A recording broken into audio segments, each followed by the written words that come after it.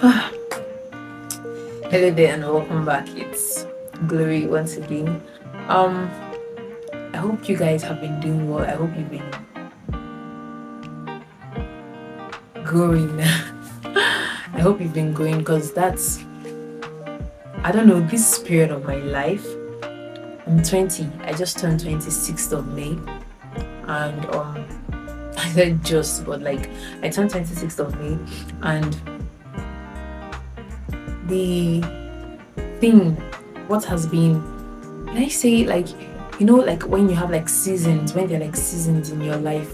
So this season for me, it's like a season of self-discovery. I've been having a lot of um things things that I'm discovering about myself, and also things that I want to build into myself, like in this new decade and all of that. So that's why, like, I always talk about, like, even when I'm talking about other things, I just tend to talk about progress, like growth, like in your life. Being stagnant is not a thing to be reckoned with. Well, this video actually is going to be about.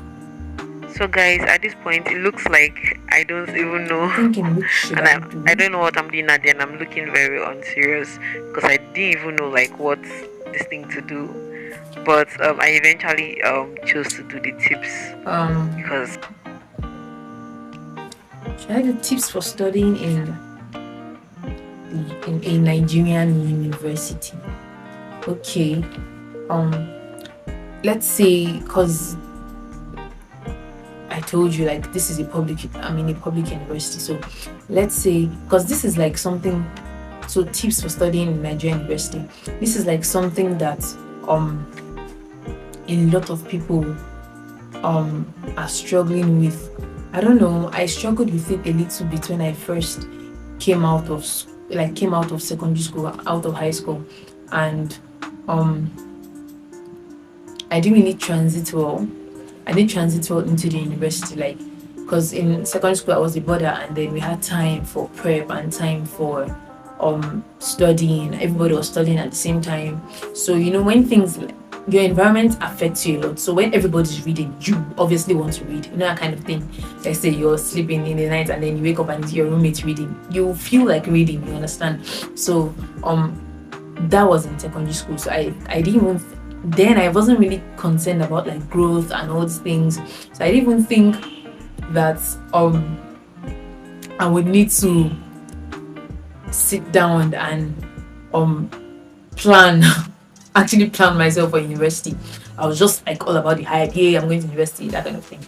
So, and entering into university, my academics took a dump, like, down, because I didn't sit down to plan, and I thought it was going to be the same thing. Oh, I've been reading for I always read in the night time, it's going to be easy, that kind of thing. My dear, reality struck. Reality hits me. It's not the same. It was not the same at all. I was actually doing a course before. I was doing science lab and technology before, but like that wasn't what I wanted to do. So I took JAM again, and then I switched to nursing, which is what I'm doing now, and it's what I want to do. So I've been here for about, let's say, 3 years. 2019, 2020, 2021. So that's 3 years. So I think like I can give a little bit of advice on how to study in a Nigerian university as a Nigerian student, with all the hustle and all of that. I would say, okay, number one is that please, if you're a Nigerian student in a Nigerian university, let me specifically public university, it works for anybody, but then I said it before, this is quite tailor-made to Nigerians, because we don't really have a lot of people out there that put out these videos for us to relate to. So first of all, the first tip is going to be getting your course outline when the session starts, when the semester starts. Like, I I can't even stress it enough. Get your course outline. Get your course outline, because if you don't have a course outline, you don't know what you're reading for. Like you're just like wind going here and there, that kind of thing. So please get your course outline. That's like the first thing. Get your course outline. We normally have things like class representatives here, so you can meet your class rep or so. And you don't even have to meet your class rep. Even after, you don't have to really meet your class rep. You can most of the time the textbooks are like the course outlines for science students, but then I think for art students you just have to get your course outline. Like it's different for you guys because you're art, so you read a lot of books and novels and all those things.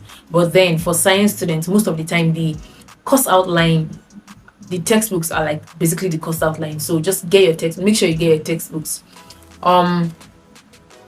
Yeah, I think that's that for number one. And then for number two, after you get your course outline, get a reading timetable. Make a reading timetable. I don't know, but my average life is school, like wake up in the morning, go to school, go to service if there's service, or if I have a meeting to attend any meeting I have a meeting to that I have to attend, and then I'm back home. So I don't know. I don't really. For some of you, I'm your not really after school engaged activity in may a be lot, extracurricular but activities. so for me, I'll just give my own use my own timetable to give you an example of like a reading plan you can make for yourself that will suit your time. It's something I'm still checking though. Like I'm not really comfortable with it yet, but I think as time goes on, you get used to it if you keep doing it consistently. So wake up in the morning, go to class. Classes last for about, let's say, from like 8 till about, let's say, 2. Sometimes you can have class till 5. But I just know that every time I am, by 8 o'clock, I'm back already. By 8, I'm already in my house because my gate closes by 8. So I have to be here before 8. So if I'm back before 8, I usually don't like cooking in the night, because once I cook in the night, I would, like, that's energy. For me, cooking is a lot of energy, and by the time my energy is drained, I can now read with all the day stress and all of that. So when I come back in the night, I just sleep. Like I rest. I rest till about 12, 1, from like, let's say from like 9. Because when I come back, I'll just immediately rest. I'll not just immediately rest, like go, you have to go through your phone, stay like watch a little bit of YouTube and all these things. Let's say by 9 o'clock, 9, 10, go to bed, and then wake up by 2 in the morning, read from 2 to about 4 or 5. And then do your devotion, have your quiet time, pray, 6, 7, have your bath, 8, dress up, go to school. So that's like the basic this thing for me. It was quite hard in secondary school, because it was quite hard for me to adjust here, because in secondary school I used to have like siesta during the day, so I could stay up in the night. Like I didn't even need to from 8, I could stay up from 8 till about 2 a.m., 3 a.m. in the morning reading, because I already had siesta in the afternoon.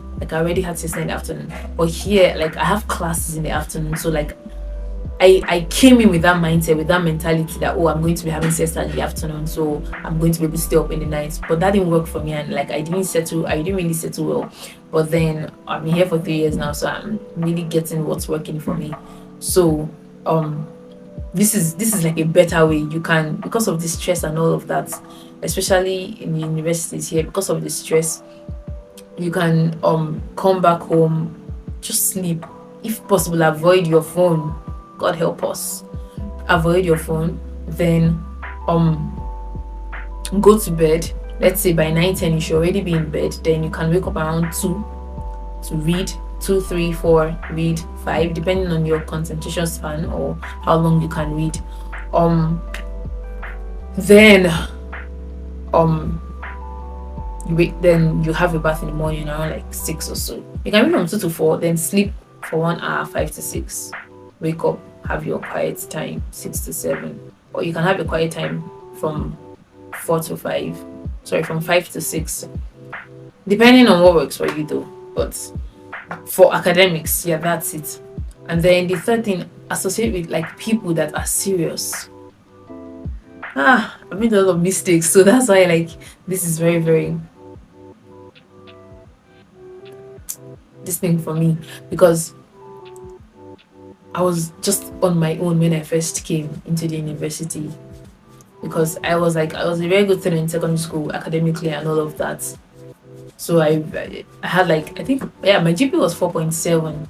Yeah, 4.7 in secondary school. So like I was pretty good. Like, so I thought like I could come in with the same, you understand, just me, myself and I. But yeah, you need people, honestly. You need people. So associate yourself with the serious people in your class. Please look for them. They are there. I don't like, you may not know them from the first time, like until you guys write your first semester exams and all of that. But then sometimes you can actually tell the serious people from the unserious people. So associate yourself with the serious people in your class. If you associate yourself with 5 wise people, you become the 6th wise person. If you associate yourself with 5 foolish people, you become the 6th foolish person. So association matters a lot. So associate yourself with people. Associate yourself with serious people, people that are serious with the academics. Alright, and know that, and like they have goals that they want to achieve. Don't like go around with unserious students. Honestly, like it will affect you. You become very unserious. I almost fell into that trap. You become very unserious. You become like lackadaisical about everything. You even be skipping classes. Please, like, don't let that be your, because I don't know, because of the educational system in Nigeria. So it's I don't know. People are tired of school. Honestly, me too. I'm tired of school because that is teaching, that kind of thing. But then you're already there, so why not just be the best? You understand? Like, you're already there, why not just be the best at it while you're there? You understand? So yeah, so associate yourself with serious people. I think that's like the last tip I can give, because like those are like the serious ones. So guys, I didn't film the ending of this video, so don't forget to like, don't forget to share, don't forget to subscribe. Thank you so much for watching.